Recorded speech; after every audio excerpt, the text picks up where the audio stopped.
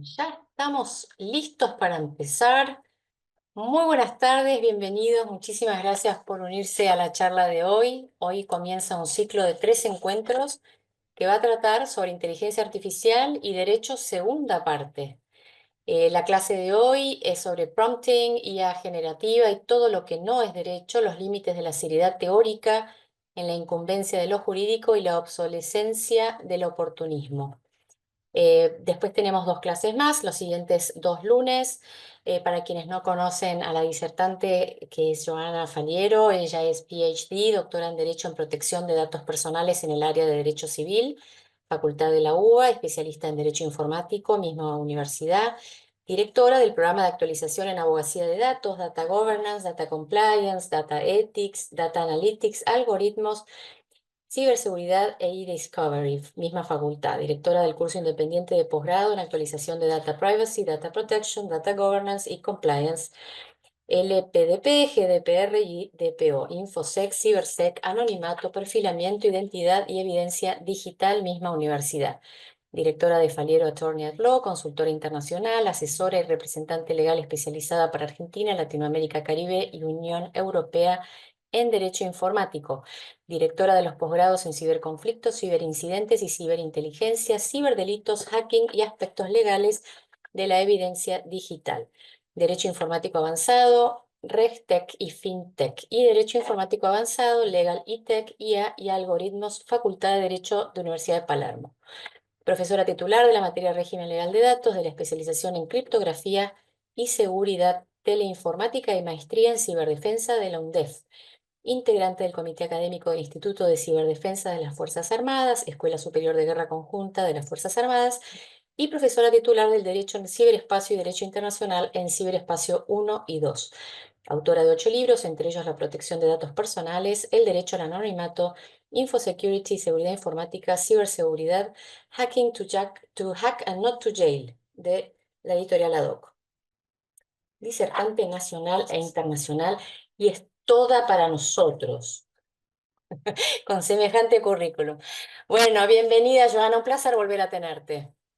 Muchísimas gracias, Irene. Placer inmenso nuevamente reunirnos a través de Microjuris Argentina con todas estas temáticas tan interesantes que vamos a estar viendo en varios ciclos de Masterclass. Este es nuestro primer ciclo, segunda edición, como bien mencionaba Irene, en relación al tema de inteligencia artificial y derecho. Así que bueno, Irene, como siempre, muchísimas gracias por la cálida acogida en esta casa editorial. Y por otra parte también por traer estas temáticas que creo que son, como siempre, ¿no?, inflexivas y muy importantes respecto de todos los operadores jurídicos en materia de derecho. Así que, bueno, sin más, arrancamos entonces el encuentro del día de la fecha.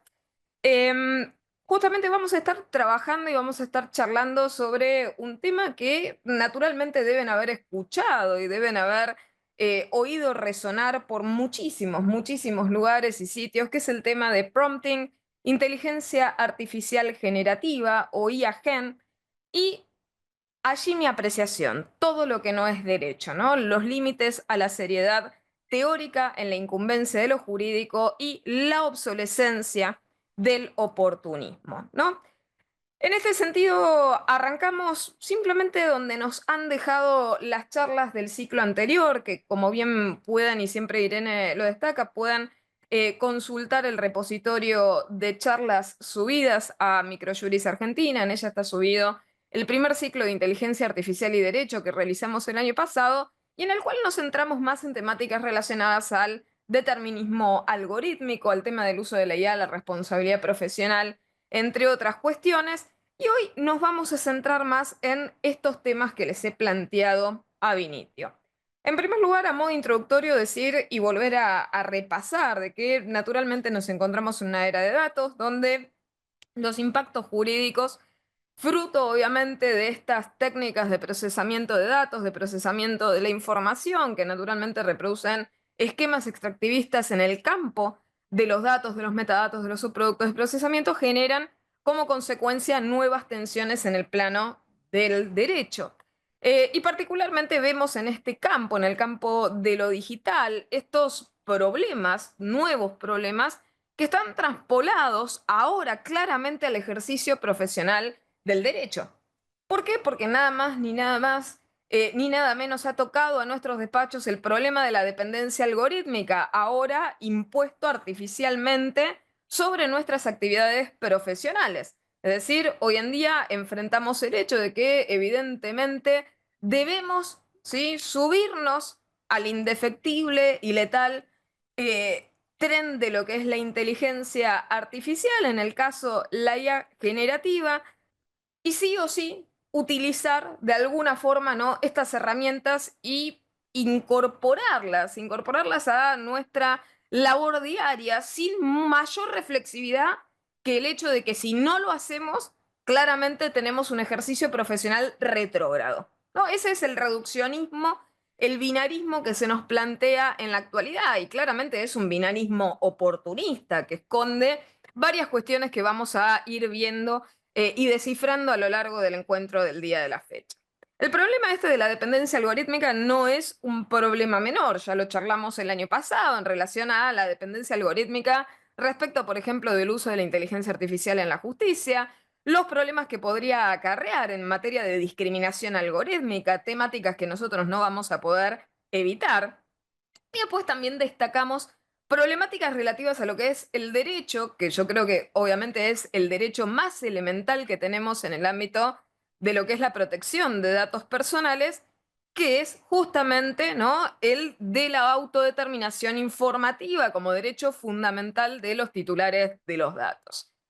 Y es así como también de golpe ahora nuestros despachos están contaminados del dataísmo y del algoritmocentrismo que antes nos lográbamos proteger por el modo de trabajo que nosotros teníamos y por los principios protectorios que naturalmente seguíamos a la hora de ejercer nuestra profesión. Ahora, el tema es que en esa ecuación, en esa disputa, entre comillas, territorial, de decir, bueno, busquemos nuevos mercados y la búsqueda impiedosa de nuevos mercados y de nuevos aportantes de datos, en ese proceso está la apropiación de nuestros datos y de información absolutamente crítica, absolutamente sensible, profesional nuestra, a escalas jamás antes vistas, esto es, a escalas exponenciales. Multipliquen ustedes o piensen ustedes, ¿qué sucede si ustedes meten herramientas de estas características de manera irrestricta en su ejercicio profesional? La cantidad de cosas sobre las cuales van a perder confidencialidad, privacidad, protección y seguridad de datos. Eso no es otra cosa que lo que hace indiscriminadamente el modelo de extractivismo de datos en el cual hoy en día estamos subsumidos y claramente nos han colocado, ¿no?, la diana en la espalda justamente a través de los proyectos que naturalmente tenga algún que otro ambicioso que quiera poner la cuchara en esa enorme ganancia que promete la industria de la inteligencia artificial. Nosotros ya charlamos y hemos obviamente debatido el tema sobre la conformación de la identidad digital de la persona desde estos enfoques exógenos y de que la inteligencia artificial claramente era una técnica que no tenía sensibilidad, era una técnica descontextuada. Ahora, todo esto que nosotros hablamos hoy en día se vuelve aún más vigente. ¿Por qué? Porque como nos meten la inteligencia artificial generativa, el prompting, como si fuera algo jurídico en la sopa, esa no sensibilidad, ese no contexto, lo trasladamos y lo extrapolamos a los usos que nosotros le damos. Y por otra parte, ¿por qué? Porque las técnicas de las cuales estamos hablando no tienen criterios propios o orientaciones naturales en derechos humanos. Lo que sabemos naturalmente nosotros que como abogados es elemental. Por otra parte, también tenemos el otro problema, no hay veracidad comprobada, tema sobre el cual volveremos luego. ¿Y sobre qué trabaja la inteligencia artificial? No es otra cosa que incidencia estadística. Y el gran signo de pregunta es, ¿nos basta a los letrados? ¿Bastaría a un profesional serio la incidencia estadística?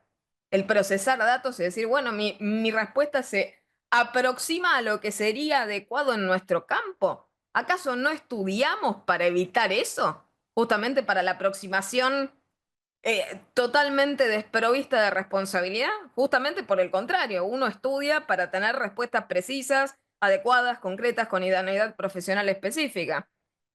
Y después tenemos la capa de la ética, ya la hemos charlado en otro de los encuentros, cuando hay procesamiento de datos sin ética y algoritmos sin ética y herramientas sin ética y adláteres que lo único que hacen es promover suscripciones para, so pretexto de la excelencia de lo que fuera, no hay ética. Y nosotros sabemos que para nuestra profesión como letrados la ética profesional es básica. Pero por otra parte, también sabemos como profesionales que la ética no basta. Es decir, tenemos que tener algunas medidas protectorias más profundas para estos avances descarnados que no atienden a la ética, no atienden a la sensibilidad, no atienden a los derechos humanos, no atienden al contexto, no tienen reglas. Y eso es lo que hemos sufrido y que yo les he comentado también en encuentros anteriores con el gran tema del data ethics washing. Bañémoslo de ética para santificarlo. Pero esto claramente no nos basta. La dependencia algorítmica, como hemos podido ver, ¿sí? Es que la dependencia es cada vez mayor, y ahora la tenemos justamente en nuestro ejercicio profesional del derecho. ¿Y cuál es la cosa que se plantea aquí? Por esto yo me hago, obviamente, esa gran pregunta, ¿no? No es derecho. ¿Por qué? Porque hasta ahora estamos, obviamente, debatiendo cuestiones que tienen que ver con debate entre y estas diadas de las disciplinas blandas versus las disciplinas duras, las disciplinas técnicas versus las disciplinas jurídicas. Esta suerte, como decirles, de diadas, las disciplinas técnico-jurídicas versus las disciplinas blandas. Y es así como hemos asistido progresivamente a algo que hemos charlado en algunos otros encuentros de la sustitución disciplinar como fenómeno. Ahora, el problema que nosotros sufrimos como ataque profesional directo por esta cuestión que en definitiva es dinamitar la profesión desde adentro por sujetos claramente poco éticos que le deben tener poco cariño al derecho, es el vaciamiento simbólico de los objetivos protectorios que nosotros perseguimos con nuestro actuar. Cuando nosotros terminamos neutralizados prácticamente en nuestros objetivos protectorios, todo el resto sigue lo mismo. Todas las cuestiones accesorias siguen la misma suerte. Y es así como hoy en día, por ejemplo, que vemos autoridades de aplicación específicas que no dan cuenta tampoco de los peligros. Un sistema entero que parece no dar cuenta de los peligros. De hecho, un sistema entero no solamente ignorante del tema, sino solidario con el tema, que intenta también impulsar esa carrera loca hacia un tren que nadie jamás quiso tomar. Y que justamente por el contrario, si no se lo toma, también se reduce a cenizas a quienes no se han tomado ese tren. Esto simplemente es, a ver, una materialización, una manifestación nueva de lo que podría llegar a ser una típica práctica abusiva en otro campo, ¿sí? En otro, como decirles, en otro escenario. Pero esto permite justamente que se cristalicen y que se terminen instalando violaciones que no tenemos capacidad de detectar. Y este es el primer tema defensivo que deberíamos tener nosotros como profesionales a la hora de que nos vendan promesas totalmente vacías sobre cosas que claramente no manejamos y que no son derecho. Por más que lo vendan, por más mercadotecnia, por más branding que le pongan encima, no es derecho. ¿Sí? Y pasemos al otro punto que ya veníamos elaborando a lo largo de las charlas que hemos tomado, ¿no? En relación al tema de IA en la justicia, ¿no? Y el fenómeno que les comentaba de la sustitución disciplinar. Siempre insisto que detrás de las leyes hay personas. Nosotros trabajamos detrás de derechos en los cuales claramente hay sujetos. Hay sujetos que reciben esos derechos y que los necesitan, los requieren. En el caso de la protección de datos personales no es una cuestión antojadiza, abstracta. Hay un sujeto de derecho que se encuentra allí atrás aclamando protección. Entonces, el primer problema que tenemos en relación a esto de metamos inteligencia artificial en la justicia es que no podemos sustituir disciplinas con cualquier cosa. De la misma manera que no podemos convertir, ¿sí?, a un abogado en un técnico con la misma seniority de manera osmótica, a la inversa tampoco sucede. Cada rol, cada ejercicio requiere para su desempeño una idoneidad profesional específica.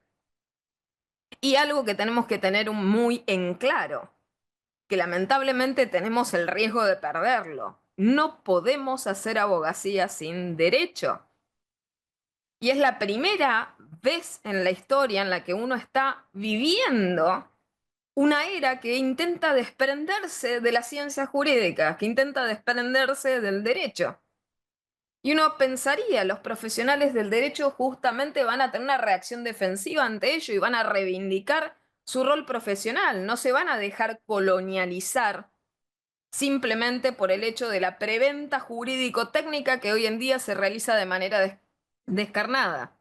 Pero increíblemente, como se ve que no ha aflorado mucho en este ecosistema la transparencia informativa, y una gran cantidad tiene temor de parecer reticente, temor de alzar la voz, temor de oponerse, temor de ser esa figura que encarna supuestamente la mentalidad retrógrada que tanto se señala con ese binarismo reduccionista al cual se apela para subir a todos al tren aún de manera involuntaria. Estamos perdiendo justamente los límites de qué es derecho con aquello que no lo es. Y es así como comienzan, entre comillas, las invasiones desde la perspectiva de lo profesional. Por eso, claramente uno de los objetivos de esta charla es intentar por lo menos sembrar la semillita para que todos tengamos la capacidad de reivindicar, por lo menos con firmeza, nuestro rol profesional frente a ciertos avances descarados que hoy en día tenemos, producto de lo que vengo a llamar contaminación disciplinar cruzada.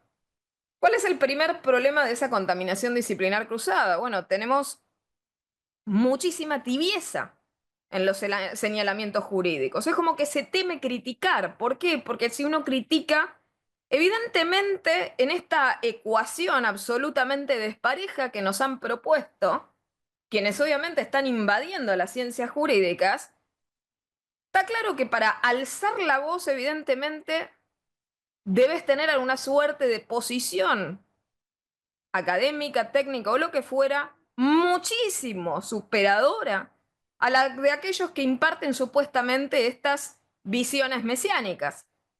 Quienes va de suyo, no dicen nada.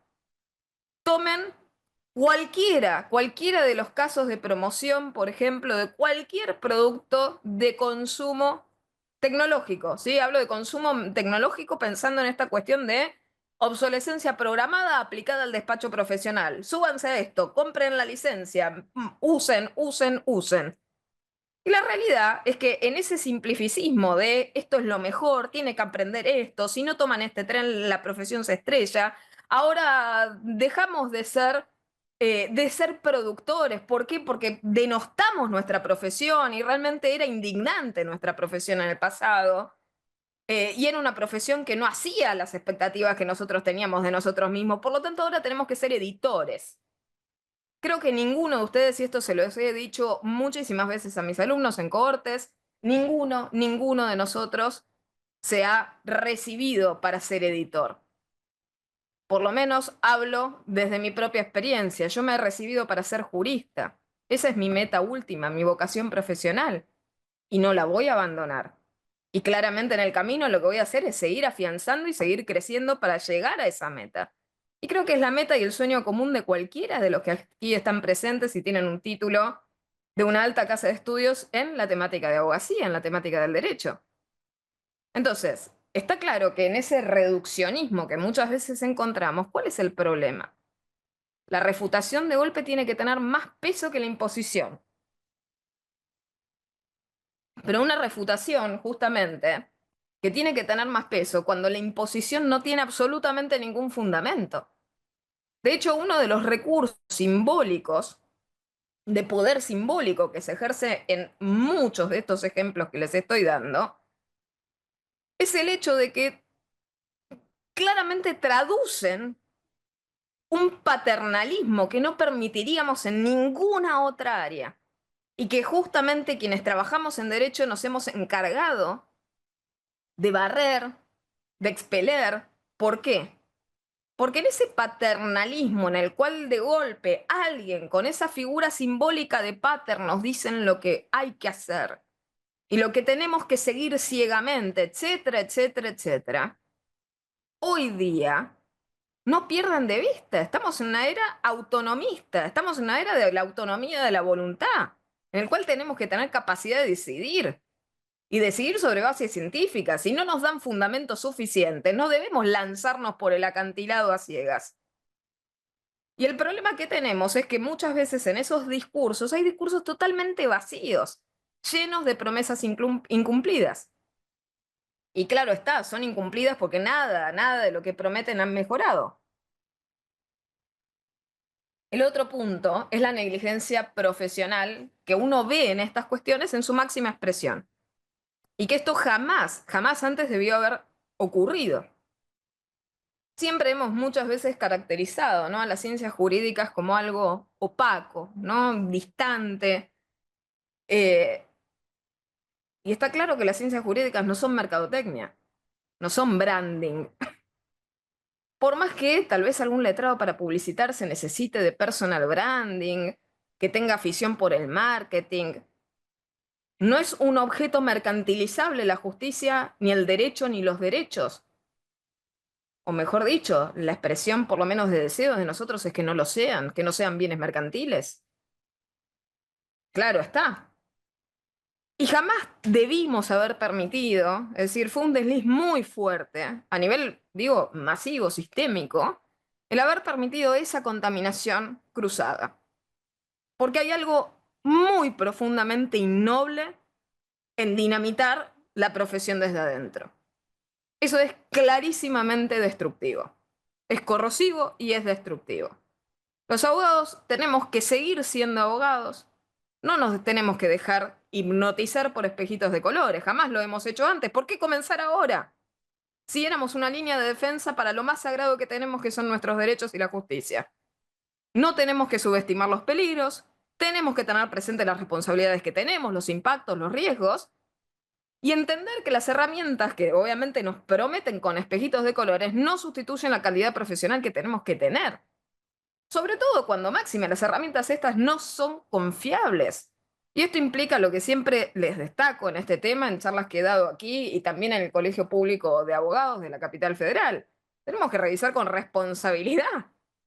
Tenemos que revisar todo con responsabilidad. Y si el refuerzo de la revisión con responsabilidad consume más esfuerzos que lo que naturalmente y espontáneamente haríamos, ¿para qué estamos sumando un producto o un servicio que encima nos agrega riesgos en la cadena productiva?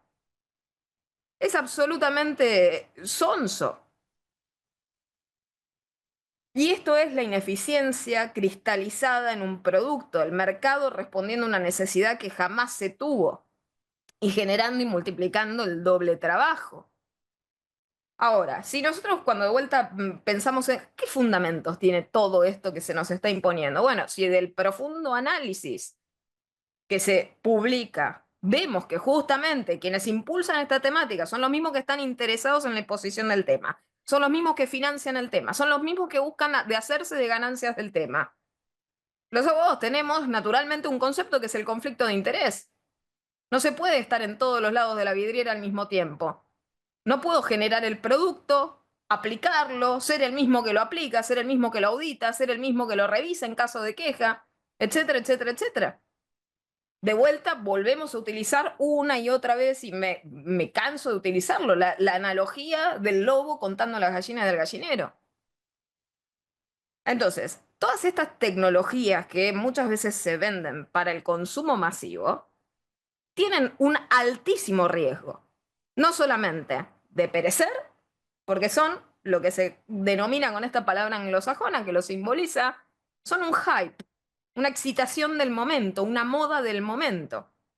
Pero además de esto, lo otro que se tienen que dar cuenta es que están sirviéndose de conejillos de India del mejoramiento de las herramientas.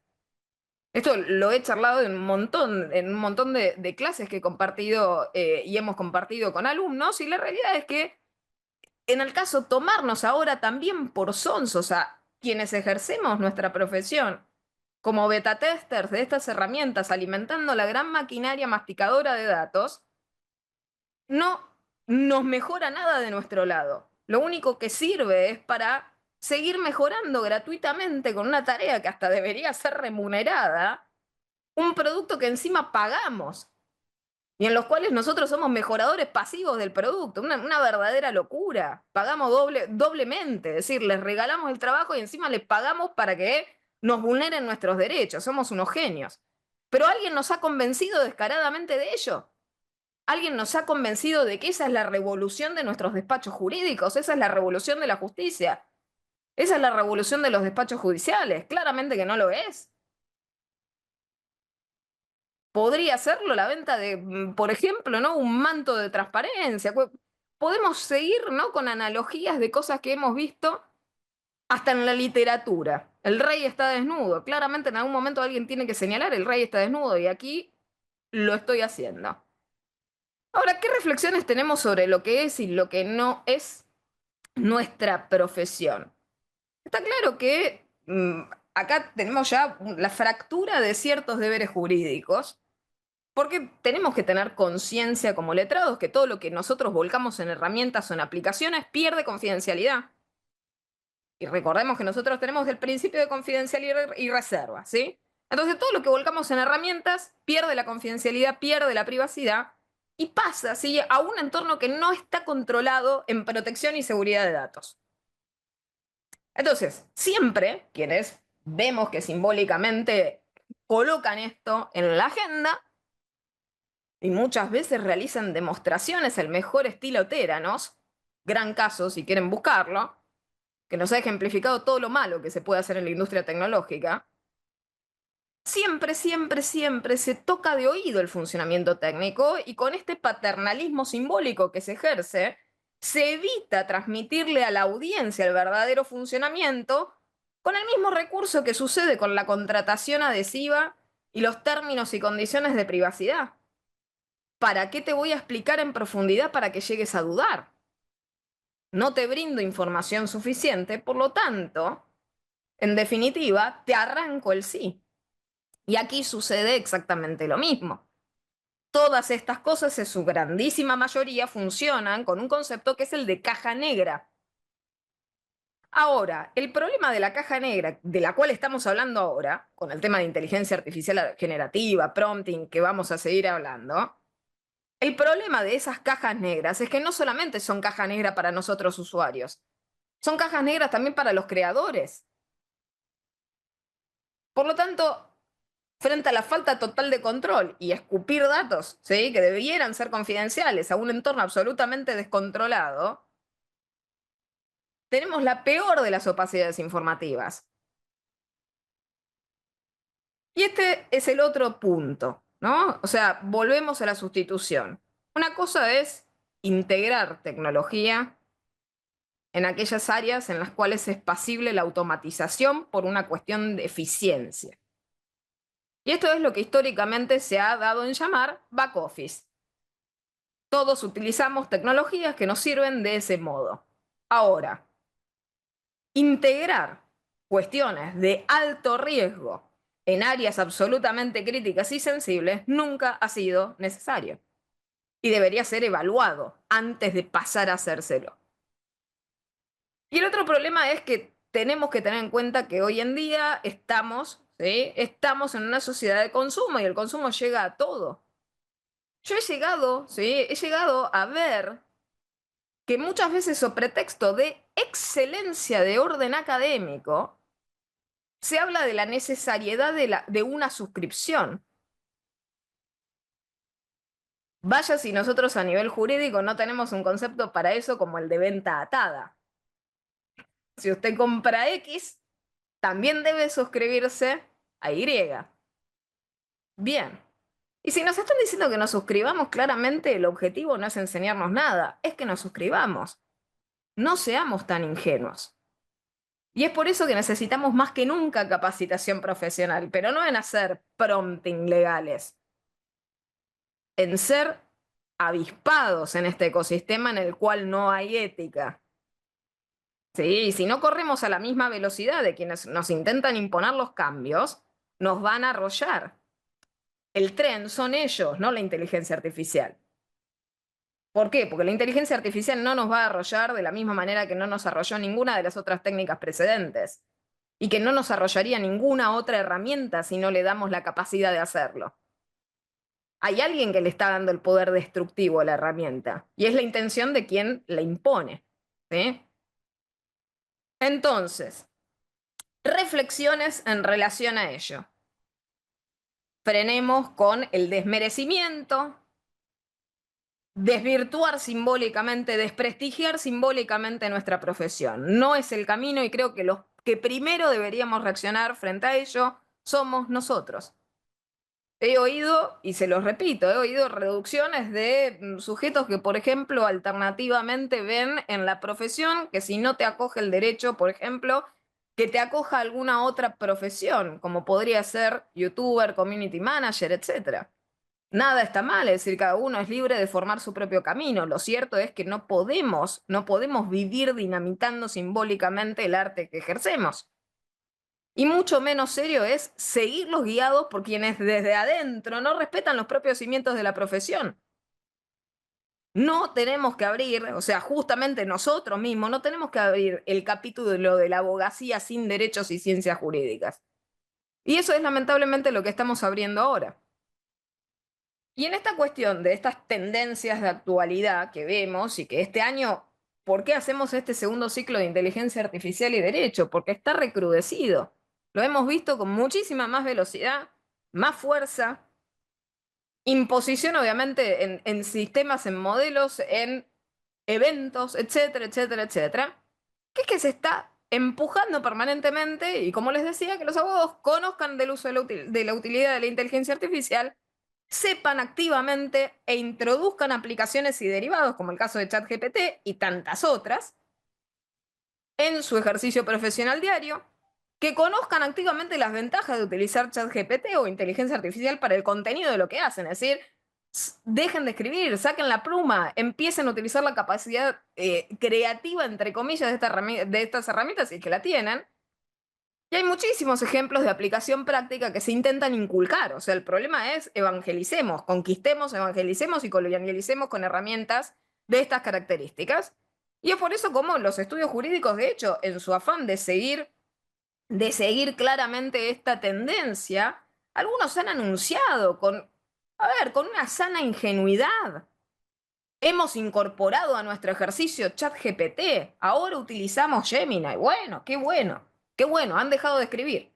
Y la gran pregunta que siempre les hago es, ¿le han preguntado a sus clientes? Es decir, ¿acaso sus clientes han pagado por la suscripción del abogado Gemini y el abogado ChatGPT?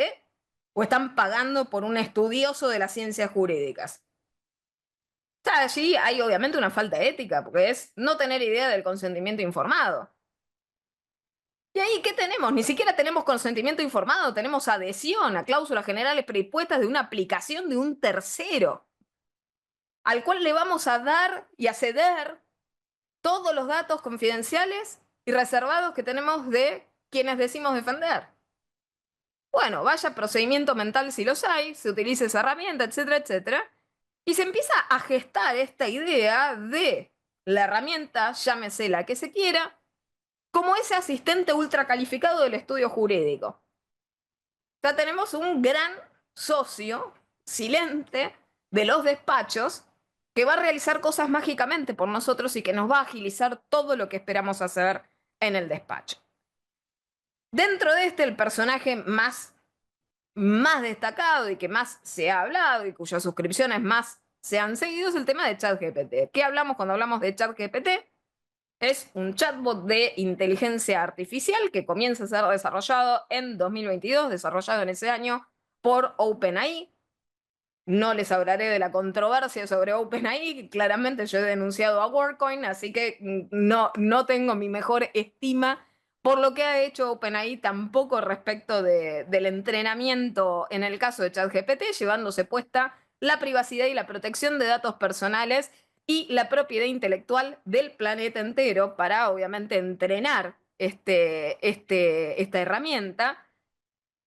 Más recientemente, la última suscripción la tenemos del 14 de marzo de 2023, se lanza GPT-4.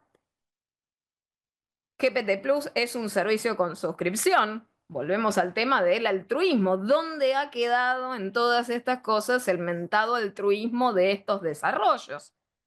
Después, obviamente, ChatGPT siguió evolucionando, se integró también con otros modelos, modelos de generación de imágenes, por ejemplo, porque acá estamos hablando de transformer generadores para texto, en el caso también lo hay de imágenes, lo hay de videos. ChatGPT también progresivamente a finales de marzo del 2023 también empezó a integrarse con el uso de plugins y después también se abrió con un, como decirles, un store, como suele ocurrir con tantos otros lugares, de colocar puesta a disposición del público esa venta actualizada en la cual se pueden ofrecer tantas otras funcionalidades. Entonces, en esto vamos a arrancar este gran ciclo. Vamos a ver en esta clase, ¿sí?, específicamente lo que es prompting y IA generativa, ahora a continuación. Y en los encuentros subsiguientes vamos a dar las controversias y centrarnos en las controversias sobre privacidad y protección de datos personales, seguridad de datos, etiquetado de datos y sustentabilidad del sistema y sostenibilidad.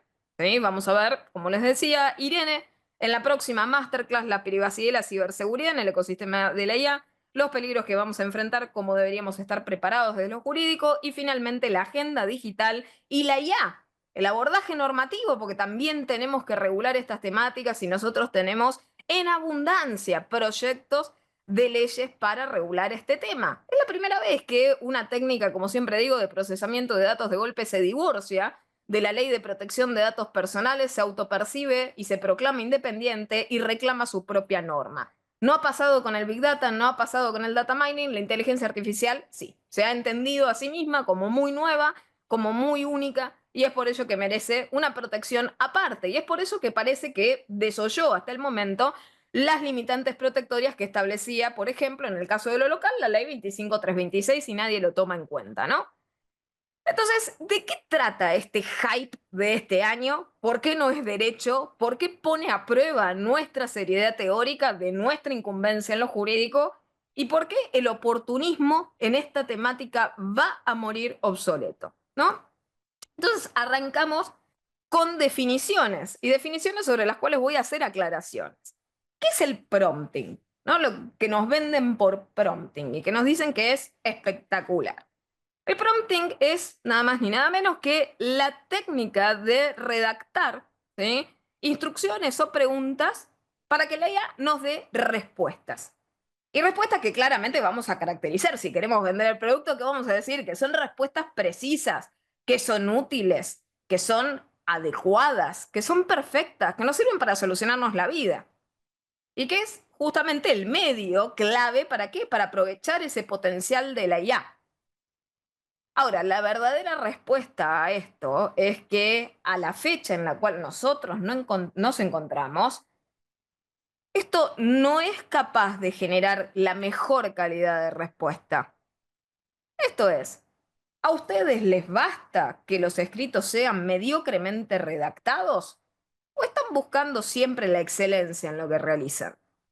Entonces, si la respuesta es la primera, conformémonos. Claro está, hagamos una legión de letrados mediocres. Podemos absolutamente satisfacernos con ello. Pero si verdaderamente estamos buscando generar la mayor calidad de respuesta, ahí el esfuerzo es diferente. ¿Por qué? Porque si la técnica de redacción de la instrucción, el despliegue de la redacción de la instrucción, me toma, y esto lo he charlado muchísimas veces y le digo, tengo casos testigos por doquier de letrados que trabajan obviamente en sus despachos y que han implementado herramientas de estas características, etcétera, etcétera, etcétera. Y lo que uno nunca ve justamente en el contrario, ¿no?, en el evangelismo de este tema, es la defraudación, es lo que sería la decepción profunda que sufren los usuarios a la hora de darse cuenta que para tener una respuesta verdaderamente adecuada, el esfuerzo de hacer el prompt perfecto, adecuado para que les arroje esa respuesta, es equivalente a haber hecho la respuesta y que les sobrara tiempo. ¿Por qué? Para que esa precisión, ¿sí?, para que esa respuesta sea verdaderamente adecuada, a la solicitud, el prompting tiene que ser una guía perfecta que lleve a ese resultado. Entonces vemos esa primera relación, ¿sí? La calidad de la respuesta depende de la claridad y de la precisión de la instrucción. Ahora, acá la pregunta es, ¿qué esfuerzo les vale más o les interesa más a ustedes como abogados? Porque más allá del simbolismo del cambio del rol de productor, que era simbólicamente muy feo, ¿no? Porque evidentemente era, de alguna manera, ¿no? Tener algún esfuerzo profesional y pasar al de editor, que parece un puesto absolutamente de categoría. Hay una realidad. ¿Ustedes prefieren perder el tiempo redactando instrucciones o verdaderamente escribiendo cosas jurídicas de calidad? Porque esto es una cuestión de no nos va a solucionar todo, pero por otra parte nos hace perder el tiempo. Y nadie les cuenta del doble esfuerzo. ¿Qué tal si ustedes se gastan en realizar un montón de pedidos de instrucciones, y la pérdida total de tiempo que se deposita en ello cuando la respuesta es inadecuada? Y allí tienen que agarrar la pluma que dejaron, porque claramente, como se creían superiores simbólicamente y editores, de golpe se entienden productores. ¿Por qué? Porque tienen que retomar las artes. Bueno, un prompt, ¿sí? Un prompt muy elaborado es lo que puede marcar la diferencia entre una respuesta general y una solución precisa. Por lo tanto, en definitiva, cuanto más lo elaboren, más precisa la respuesta. Pero claramente la elaboración no es algo muy simple. Y el marketing obviamente no se detiene allí, porque cuanto más grande el nombre, mejor. Así que nosotros ahora hablamos de ingeniería de prompting, ¿sí? Ingeniería de instrucciones. Porque nos quedaba chico, el prompting era como medio. No tenía tanto atractivo. Entonces, lo convertimos en una ingeniería, ¿sí?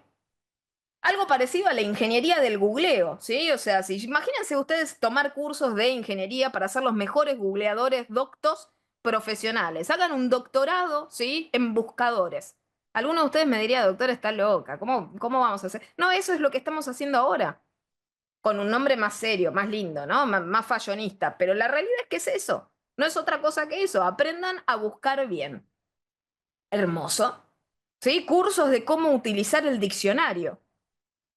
Ustedes buscan la letra, etcétera, etcétera, y encuentran la respuesta. Excelente. Bueno, ya es hora de dejar de utilizar el lenguaje natural. Hagan búsquedas en el diccionario y armen frases de esa manera.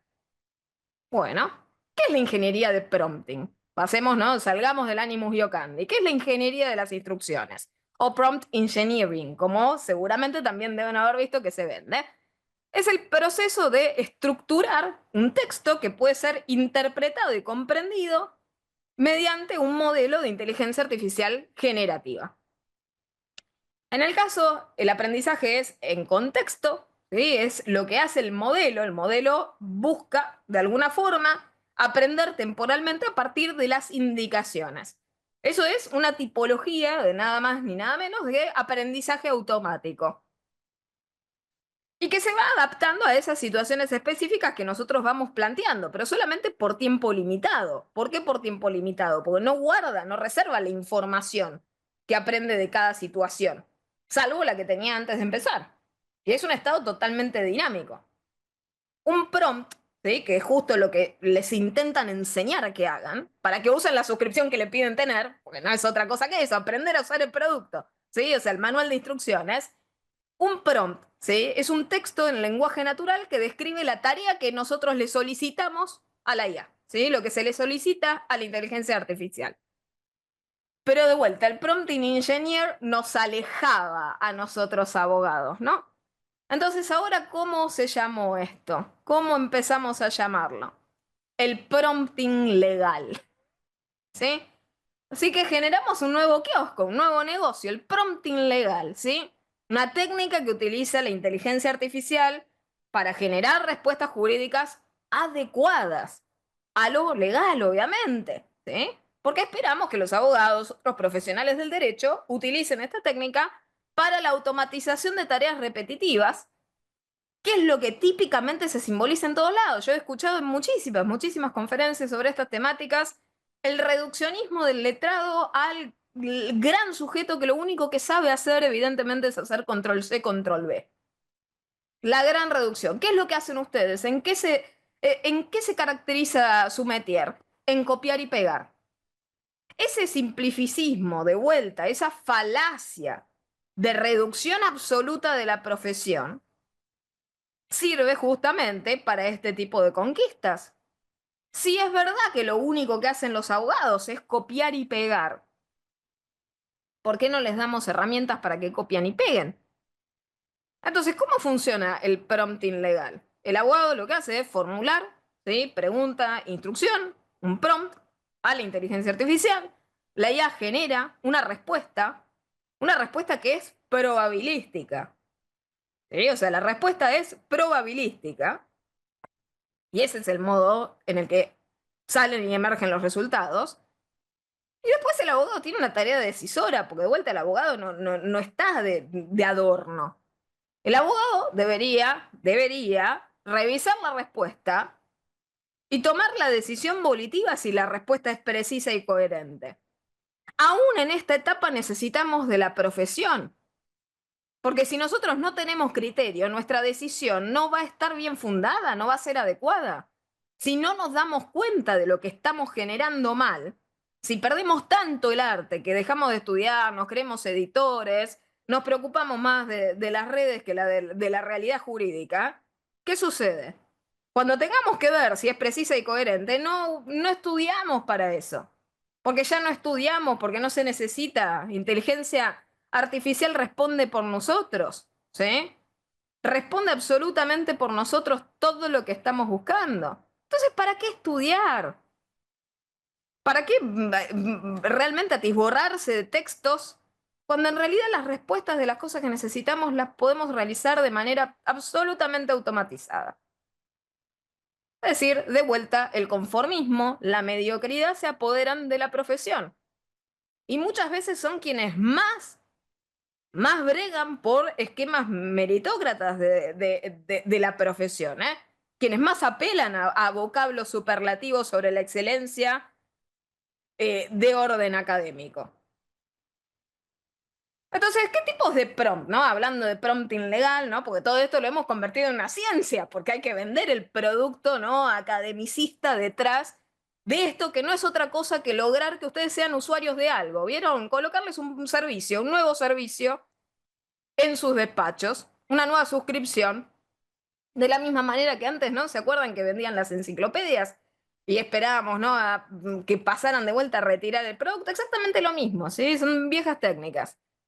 ¿Qué es el prompting legal? Bueno, tipos de prompt. Tenemos prompts abiertos, ¿sí? Los que formulan preguntas generales. Prompts estructurados, aquellos que especifican el formato de respuesta.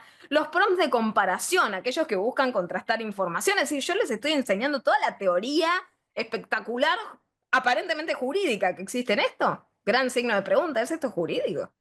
Hay prompts simples, hay prompts complejos. Esto es como decirles, hay búsquedas complejas en Google, hay búsquedas simples. Hay directos, hay contextuales, hay instrucciones más complejas, más estructuradas, y acá vienen, ¿sí?, las promesas, la cortina de humo. Mejoran la productividad, la calidad y la precisión del trabajo legal. Hermoso. ¿Sí? Si ustedes lo ven, me avisan. Ojalá, ¿sí? Ojalá algún día lograran de alguna forma, como decirles, mejorar estas promesas. Claramente no lo han hecho. Y les voy a poner en duda algunas otras cosas más profundas que también dicen para imponer estos cambios.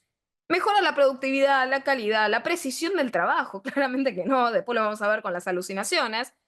Reduce el tiempo dedicado a las tareas repetitivas, es verdad, si de vuelta nosotros éramos los grandes control C, control V del planeta, la reducción del tiempo de tareas repetitivas. Vaya si ustedes no han estudiado para generar prompts, ¿no? Es decir, ustedes salen de la facultad y lo único que dicen es, bueno, no, voy a generar búsquedas. Búsquedas de cómo conseguir lo que yo debía haber estudiado y saber espontáneamente responder. Y permite, por otra parte, tomar decisiones legales estratégicas. Esto es, de alguna forma, todas estas suscripciones que vamos a pagar de nuestro bolsillo van a ahorrarnos el tiempo necesario para qué, para poner la cabeza en el negocio, para que nuestro mindset esté ubicado en la operatoria negocial del estudio. Hermoso, imagínense en una profesión como la nuestra, de golpe decirnos espejitos de colores de la productividad, de la efectividad, de la eficiencia y todas estas cuestiones. Bueno, ¿y qué explican los expertos? Porque hay alguna suerte de sincericidio velado, ¿no? En esta preventa jurídico-técnica. Muchos dicen, bueno, si la herramienta, yo a la herramienta no le doy, ¿sí? Si no le doy un input correcto, un input debidamente especificado, bueno, la respuesta va a ser incompleta. Entonces, ¿qué pasó ahí? Nos invirtieron la carga de la prueba, entonces somos nosotros los estúpidos que no hacemos el prompt correcto. No es la culpa de la herramienta. Vos, abogado, no sabés preguntarle.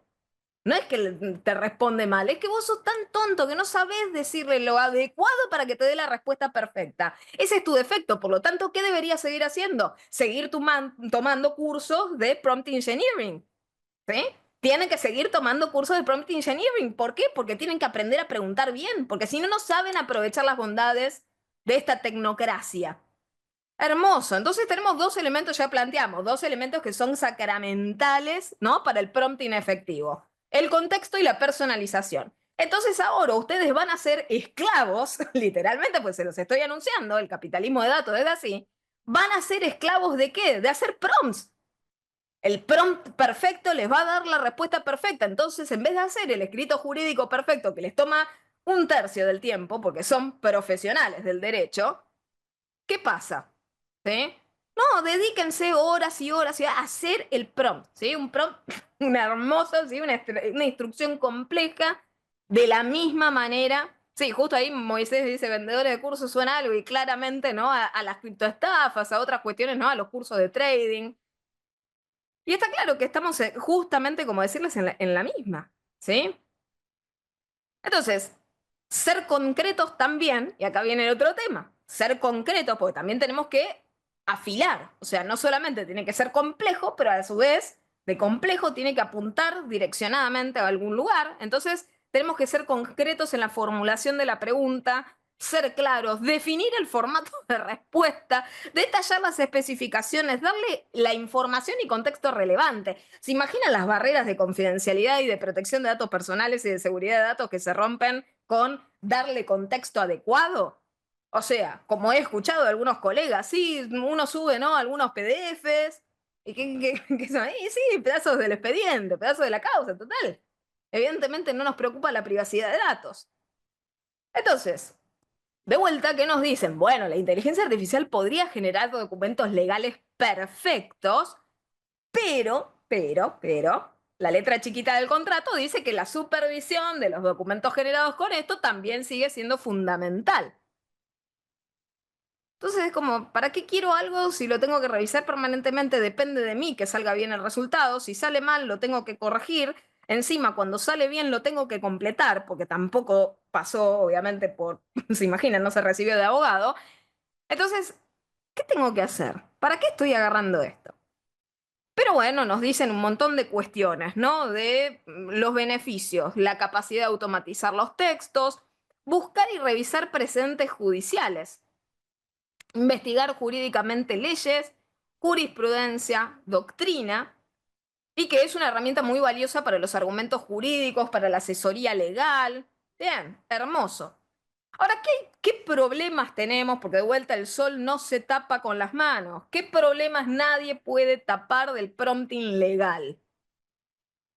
Las alucinaciones de la IA. Y acá venimos a abrir un capítulo de terror profesional, porque lo he leído, lo he visto.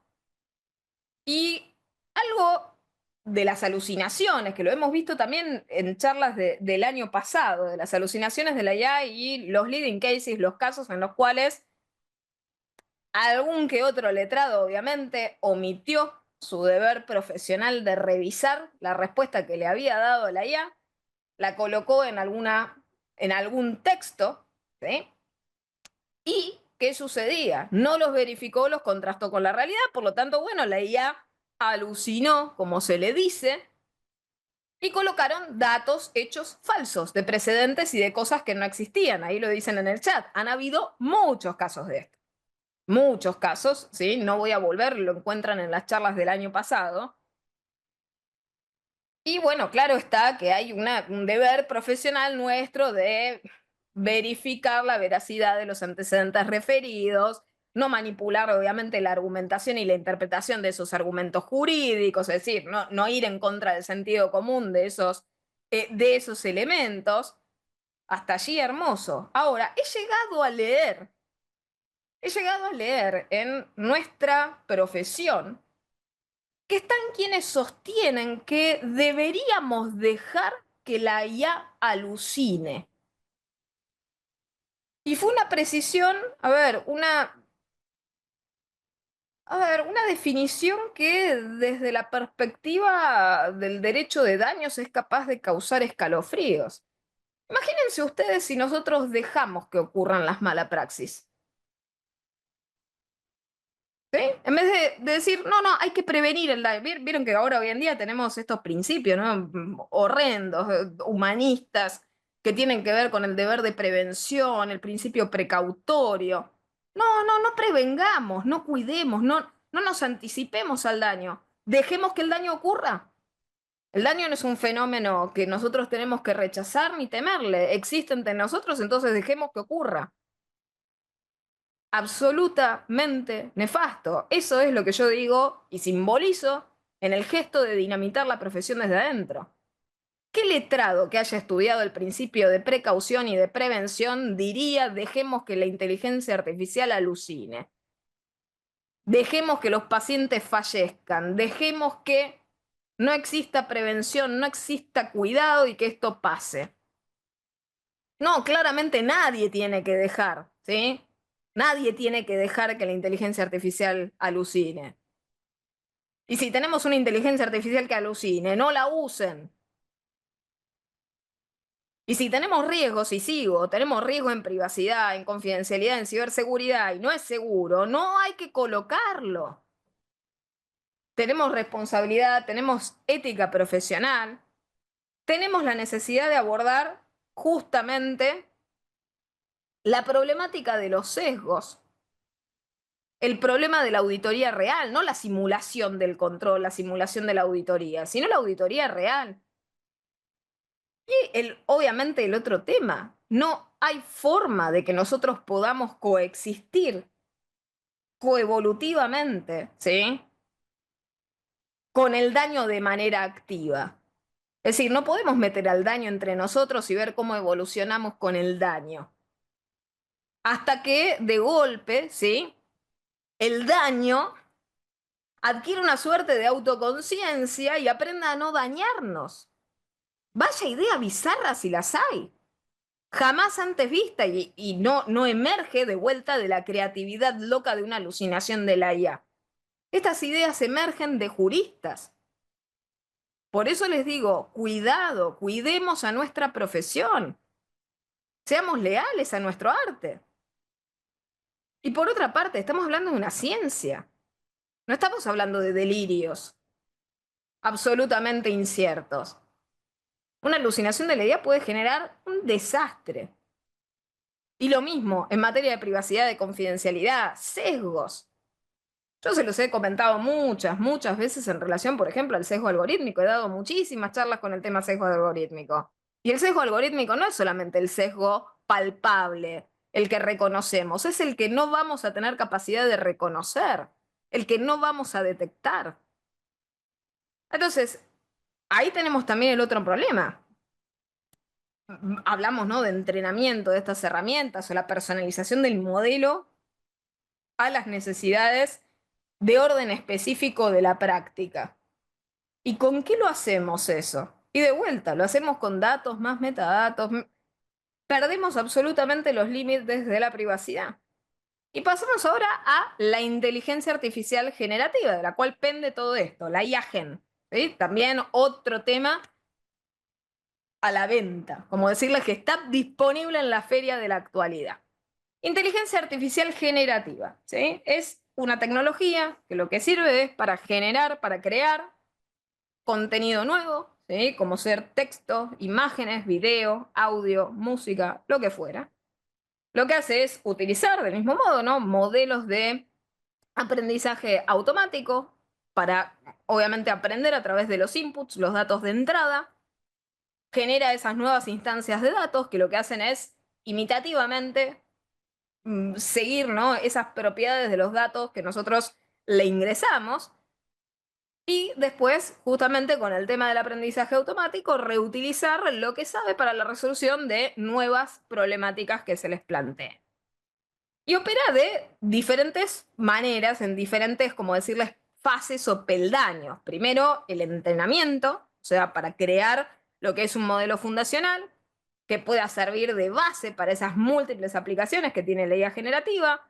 Después, el ajuste del modelo fundacional a una aplicación específica. Y después lo que es la generación, la evaluación, el reajuste que necesita el modelo para evaluar, ¿sí?, las salidas que va teniendo.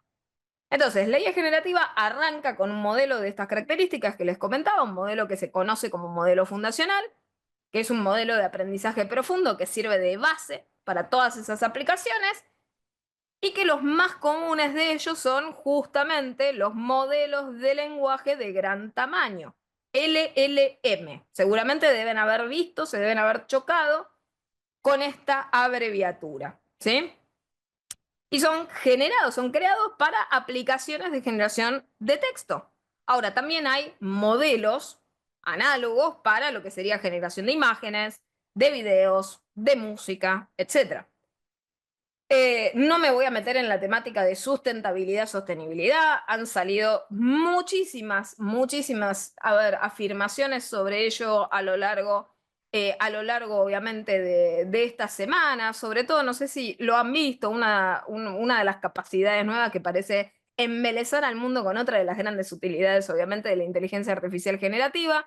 Toda la gente está pasando, si alguna vez ustedes conocieron el estudio Ghibli, un estudio de películas de animación japonesa. Hoy en día se puede convertir imágenes, cualquiera fuera la imagen, a ese estilo de imagen artística específica.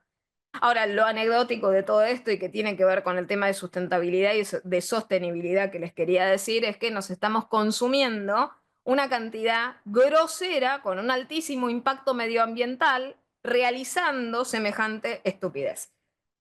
Esto yo se lo señalo muchas veces en relación al tema de sustentabilidad y sostenibilidad. Si antes se criticaba al ecosistema cripto por masticarse una cantidad grosera de energía eléctrica y por ser insustentable, insostenible, etcétera, etcétera, el próximo peldaño lo va a ser la inteligencia artificial. Piensa en la cantidad, por ejemplo, de energía eléctrica, de agua, etcétera, etcétera, porque el agua se utiliza para el enfriamiento, entre otras cuestiones, lo que requiere, lo que consume, lo que quema y lo insostenible e insustentable que es esto.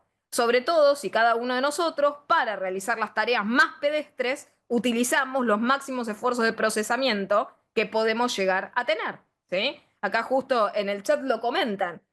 Estamos hablando, imagínense, la humanidad entera ha intentado de alguna manera escaparse de la energía nuclear por los riesgos que genera a nivel medioambiental, a nivel huella ambiental, que hoy en día nos estamos replanteando el hablar justamente de generación de energía nuclear. ¿Para qué? Para alimentar toda esta maquinaria. ¿Por qué? Porque de vuelta vamos a necesitar la inteligencia artificial hasta en la sopa. No solamente la gente quiere generar dibujitos con una capacidad de procesamiento grosera, sino que también nosotros, para realizar nuestro llamado control C, control V, vamos a utilizar permanentemente estas capacidades de procesamiento. Entonces, volvemos en relación a esto, ¿no?, con el tema de la IA generativa. Para generar un modelo fundacional, lo que se hace es entrenar los algoritmos de aprendizaje profundo, y acá viene el extractivismo, el modelo extractivista de datos. ¿Y cuál es ese? Para entrenarlo, para perfeccionar el entrenamiento, necesitamos groserísimos volúmenes de datos en bruto. Muchos datos. Cuantos más datos, mejor.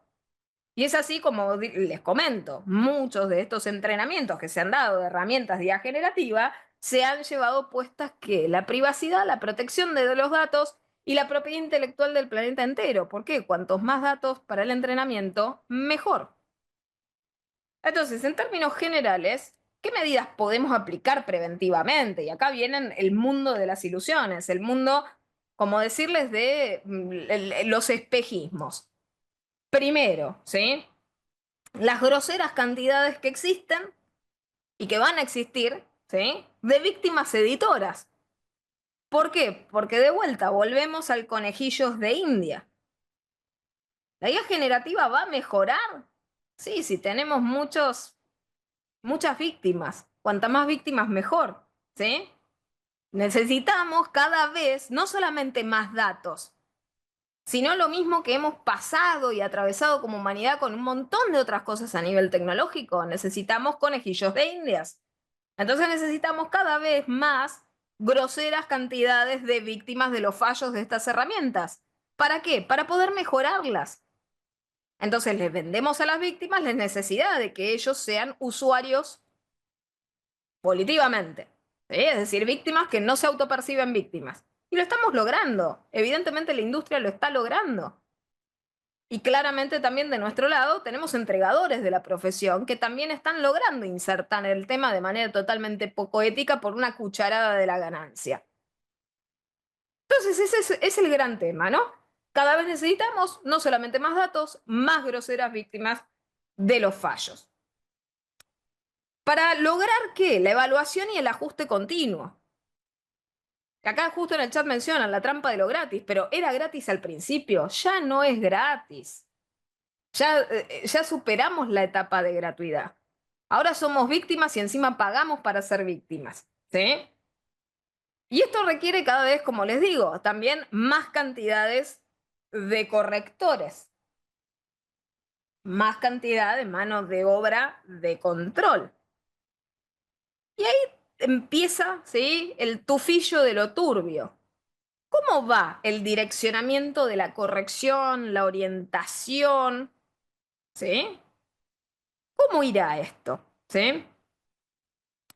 Entonces, ¿qué ventajas, qué cuestiones, como decirles, de ventajas nos han prometido? Pero acá hablan, en el chat mencionan no la temática de revolución. Ahí de vuelta, ¿revolución de qué? Lo pongo en duda, ¿revolución de qué? Y acá no se trata de vencedores y vencidos, porque no puede ser que una disciplina científica sea vencida. Imagínense si con la misma falta de ética que están venciendo a la justicia y al derecho vencen a la medicina. ¿Ustedes se sentirían tranquilos en vez de ir al médico de que una IA generativa los diagnostique y los cure? Las mujeres vamos a ser las primeras que morimos, porque las herramientas con el sesgo y con el entrenamiento que tienen están hechas para corporalidades masculinas. Así que nosotras somos las primeras que caemos. Y luego empezamos con las razas, ¿sí?, con la etnia, porque el sesgo también existe en ese campo, ¿eh? Entonces no pensemos esto desde la perspectiva de revolución, otras palabras, innovación, disruptividad. Siempre nos han utilizado palabras en las cuales son términos superlativos en los cuales todos quisiéramos de alguna forma participar, está claro, todos queremos ser disruptivos, todos queremos ser modernos, todos queremos seguir el hype, nadie quiere ser el que no sigue la moda, porque es autoexcluirse, ¿sí? Y el problema de esto de los controladores que les comento es que en esa orientación de la corrección, la orientación, el direccionamiento, en algún momento va a existir un grupo de controladores, en el caso locales y regionales. Y este es un tema que no se pierde en relación al ejercicio de poder a través de las herramientas que se imponen. Hay que cuidar eso también. Nosotros somos una disciplina social, deberíamos ser los primeros en ver cómo fluye el poder a través de los cuerpos y a través de las herramientas y de las imposiciones y de los colonialismos y de las visiones de análisis en red. Deberíamos ser los primeros en advertir esto y no dejarnos de alguna manera conquistar. Y ni me voy a poner a hablar del tema soberanía de datos, porque hay que ser muy poco respetuoso de nuestra soberanía de datos como para imponer herramientas de estas características. Hay que tener muy poca conciencia del daño que se le hace, muy poca conciencia del daño que se le hace a nuestra soberanía de datos en relación a ello. ¿Por qué? Porque no es un tema meramente egoísta, como puedan caracterizarlo, a nivel personalísimo, individual. No es solamente un tema de derecho individual del titular del dato. No, es soberanía de datos. es de nuestra nación. No pongamos en jaque la soberanía de nuestros datos. Entonces pasamos, ¿no? Ventajas que obviamente nos prometen, la eficacia, la eficiencia. Y acá viene, ¿no?, el gran tema, ¿no?, por el cual uno diría, bueno, es el abogado de la nueva era. La creatividad mejorada, la toma de decisiones mejorada, la personalización dinámica y esa disponibilidad permanente y constante.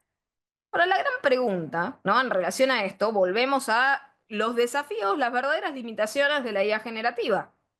La IA generativa, de vuelta, como veníamos mencionando antes, puede generar resultados inexactos o sin sentidos, a los cuales llamamos alucinaciones. Volvemos a foja cero. Podemos tener resultados inconsistentes. Seguimos con el problema del sesgo, que va a estar presente, ¿sí? Tenemos profundamente otro problema serio, ¿sí?, la falta de explicabilidad y las métricas. ¿Por qué? Porque los modelos son claramente, ¿sí?, son modelos de caja negra. Y en relación a las amenazas a la seguridad, a la privacidad, a la propiedad intelectual. Ni hablar quienes se dedican, por ejemplo, a temáticas en materia de derecho penal informático y el peligro que hoy en día representan, por ejemplo, los deepfakes de imagen, audio, video, etcétera, etcétera. Es un gran capítulo que se abre con todo esto. Entonces, simplemente como decirles para ir concluyendo el encuentro del día de la fecha. ¿Es esto derecho? Es decir, la gran pregunta que nos ha guiado de manera motora a lo largo de la clase de hoy. ¿Es esto derecho? Con esta popularidad que ha adquirido en el caso específicamente, ¿no?, la herramienta de ChatGPT, que abrió justamente, ¿no?, las compuertas para la grandísima masificación y el lanzamiento de productos relacionados. En el caso también se ha mencionado Gemini, Copilot, Watson. Bueno, y pasamos al capítulo, ¿no?, de diversificar el tema. ¿Para qué? Para convertirlo en derecho. Porque de alguna manera tenemos que disfrazar, camuflar esto para que verdaderamente se convierta en algo jurídico. Porque está claro que el tufillo es que es algo muy técnico. Es algo muy distante, muy lejano. Entonces, generamos, utilizando la misma palabra, la inteligencia artificial generativa legal. ¿Para contraponerla con qué? Con la inteligencia artificial genérica. Y esperando que ¿qué? Que las inteligencias artificiales jurídicas estén entrenadas específicamente con datos legales, incluyendo jurisprudencia, legislaciones, documentos contractuales, etcétera, etcétera. ¿Por qué? Porque ese enfoque especializado obviamente va a mejorar toda la porquería de cosas que comenzaba a contarles anteriormente, y que va a estar contextuado, ¿no?, en el ámbito legal. Ahora, aquí también está la gran pregunta. ¿Cuál es el criterio? ¿Sí? ¿Cuál va a ser el criterio de ese enfoque, de ese entrenamiento? Y volvemos al tema del control.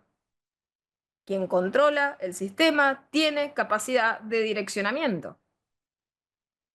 Quien lo entrena tiene capacidad de direccionamiento. Dejemos de pensar en aquellas cosas que involucran tecnologías como herramientas agnósticas, porque claramente no lo son. Entonces, ¿es esto derecho? No, claramente que no lo es. El legal prompting, como deseen llamarlo, prompting legal, es una herramienta. De la misma manera que nosotros no le hemos dado una entidad jurídica, en el caso a lo que es, por ejemplo, ¿sí?, la pluma, el papel, el procesador de texto, tampoco, ¿sí?, tampoco deberíamos darle esa entidad al prompting. Es una herramienta. Las herramientas para nosotros, ¿sí?, son aquellas que nosotros señalamos y que nos sirven para hacer tareas con mayor facilidad.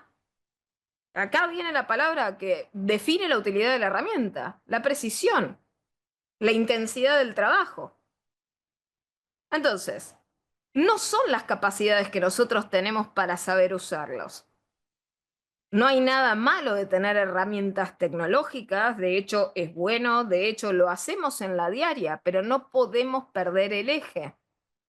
No sustituyen capacidades. Lo que importa, de hecho, en paralelo, en relación a utilizar e integrar tecnologías con lo que hacemos, con las realidades que nosotros tenemos a nivel tecnológico, que claramente tenemos que utilizar tecnología, tenemos que saber utilizarla, tenemos que conocerla, pero es conocerla con conciencia, no con inconsciencia e irresponsabilidad. Ahora, lo que importa en paralelo, porque una cosa es decir, bueno, y me integro a la ola tecnológica, hermoso, ¿la entendés? No, no la entiendo. ¿Sabés de los riesgos? No los conozco. Bueno, ¿qué tal si pensamos antes? Lo que nos importa en todo esto, ¿sí? Es seguir desarrollando nuestras habilidades, nuestras capacidades y nuestra idoneidad profesional específica. ¿Aún para qué? Para saber utilizar con mayor idoneidad las herramientas y no terminar siendo esclavos de las herramientas. Yo les hablaba de una palabra y seguramente muchos de ustedes tendrán mucho conocimiento al respecto porque estamos en disciplinas sociales, del colonialismo. La dependencia total y absoluta de una herramienta puede significar a la larga la pérdida de capacidad profesional propia. Uso y descanso en la herramienta que pierdo la práctica. Cuando pierdo la práctica, ¿qué sucede? Me endurezco frente a la práctica, dejo de ser flexible, dejo de tener el conocimiento justamente a flor de piel, empiezo a descartarlo, empiezo a olvidarlo. ¿Y qué sucede? No solamente se pierde la práctica propia, se pierde la agilidad profesional, nos estupidizamos, porque esto es lo que están buscando. Si somos estúpidos, ¿qué somos? Conquistables, somos endebles. ¿Por qué? Porque ya dejamos de escribir, ¿entienden? Nos hemos convertido en ¿qué? En solamente revisores de lo que nos escupe una herramienta de estas características. Entonces, cuando pierdan la capacidad y vuelvan a foja cero en sus capacidades escritoras, ¿qué van a hacer en el próximo escrito? Van a recurrir a la herramienta, porque ya son profesionales inseguros, porque ya no han tenido el desarrollo de sus capacidades al día. ¿Sí? Y acá justo dicen una frase en el chat espectacular, sin la IA no puedo trabajar. ¿Dónde se ha visto? ¿Por qué? Y bueno, porque tal vez nos hemos vuelto perezosos y es mejor un escrito mediocre que esforzarse por hacerlo.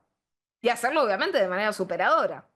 Entonces se pierde la habilidad propia, se pierde el entrenamiento, se pierde la agilidad profesional, se corre el riesgo de ¿qué? De olvidar, porque lo que nuestro cerebro deja de utilizar se olvida naturalmente, empieza a convertirse en obsoleto y aquello que nosotros no utilizamos somos máquinas de eficiencia. Nuestro cerebro es una máquina verdadera de inteligencia y no artificial, no de estupidez artificial.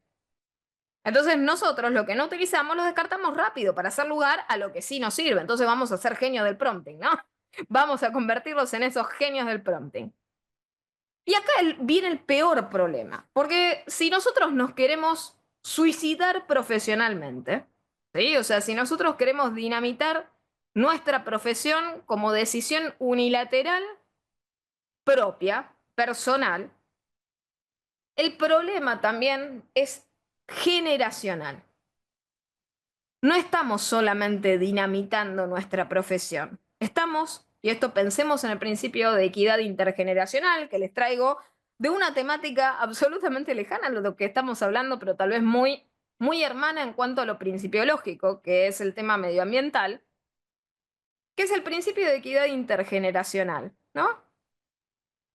Esa pérdida que nosotros vamos a tener en nosotros mismos va a implicar no solamente que nosotros nos dejemos de actualizar, sino que no seamos capaces de retransmitir el conocimiento para aquel que está por venir. Es decir, no solamente vamos a perder competencias en nosotros, vamos a perderlas en nombre y por los juristas del futuro. ¿Por qué? Porque nosotros no vamos a tener las capacidades necesarias para retransmitir aquello que ya hemos dejado de hacer. Y ahí ocurre esto que justamente nunca antes les admitieron, que es la sustitución. si ustedes han dejado de hacer, dependen exclusivamente de la herramienta, se han convertido en elementos fungibles. Y esto no se trata de decir, me agazapo a la profesión para no ser reemplazado, sino solamente entender que por la sensibilidad de la profesión no va a poder ser idónea y adecuadamente reemplazada por algo que no tiene contexto y sensibilidad. Por lo tanto, esa pérdida de capacidad de retransmisión, la dependencia absoluta frente a la herramienta y la incapacidad de transmitir conocimiento, obviamente a la larga, va a implicar que cualquiera que lleve, ¿sí?, una de estas herramientas adelante va a tener directamente el control del derecho, ¿sí?, de la justicia, de la profesión y de los operadores jurídicos del derecho. Y pasamos a ese tema que yo mencionaba en torno al título, de los límites de la seriedad teórica y la incumbencia de lo jurídico y la obsolescencia del oportunismo. Que algo esté de moda no significa absolutamente nada.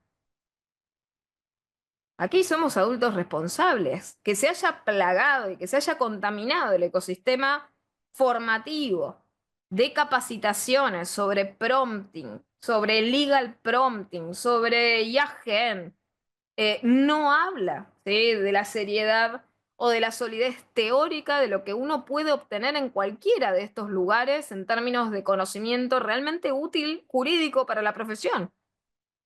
Del mismo modo que no sé, la escuela del trading no va a enseñar nada respecto de la teoría en materia de criptomonedas, de blockchain, etcétera, etcétera, sino que estamos justamente en la parte de la venta de los espejos de colores. Al momento, sí, tenemos que mirar genuinamente qué es lo que ha hecho, ¿no?, la IA generativa. Realmente todavía no ha hecho nada aún por el mejoramiento de las capacidades, como se dice, creativas, creadoras jurídicas. Las grandes ideas siguen emergiendo de grandes juristas. El problema es que estamos perdiendo a los grandes juristas porque de vuelta nos estamos convirtiendo en perezosos. Y las modas van a cambiar, van a seguir cambiando. ¿Por qué? Porque son de evolución constante. La ciencia, en el caso, evoluciona. Y evoluciona por cambios sociales, políticos, económicos, culturales, históricos, y aparecen nuevas tecnologías. Lo que es invariable, lo que no va a cambiar, es el conocimiento real, ese es un capital real. Y nosotros seguimos siendo muchísimo más que una IA generativa. Por eso tenemos el deber, les diría, ético, de seguir formándonos en lo que sí es derecho. Para finalmente cerrar esta charla señalando, el oportunismo en este campo tiene, por lo menos a mi criterio, una fecha de vencimiento. Es decir, una obsolescencia que está tan programada como la tecnología de la cual es accesorio. Tal como pasó con tantas otras cosas y tantos otros hypes que se capturaron por oportunistas de turno. Y tenemos que dejar, obviamente, eso atrás, tenemos que revalorizar la profesión y entender que utilizar herramientas tecnológicas no significa perderla a la misma en ese mar, ¿sí? Así que, bueno, les agradezco inmensamente la atención, la participación. Allí he estado leyendo también los comentarios que iban posteando a lo largo de la charla. Muchísimas gracias, Irene, nuevamente por esta convocatoria a Microjuris Argentina, por todo el espacio. Y por otra parte, bueno, porque seguiremos compartiendo con certeza los encuentros venideros, y en relación a los próximos desafíos de los cuales vamos a estar conversando y charlando en los próximos encuentros, que son temáticas absolutamente preocupantes y tan profundas como las que nos ha convocado en el día de la fecha. La segunda masterclass de este ciclo es la semana que viene, el día lunes 7 de abril a las 16 horas. Así que bueno, agradecida a los que nos han seguido aquí por Zoom, a los que nos están siguiendo en vivo por Facebook de Microjuris Argentina. La semana que viene vamos a ver la privacidad y la ciberseguridad en el ecosistema de la IA, los peligros que vamos a enfrentar y cómo deberíamos estar preparados desde lo jurídico. Así que bueno, muchísimas gracias a todos, muchísimas gracias por los agradecimientos en el chat.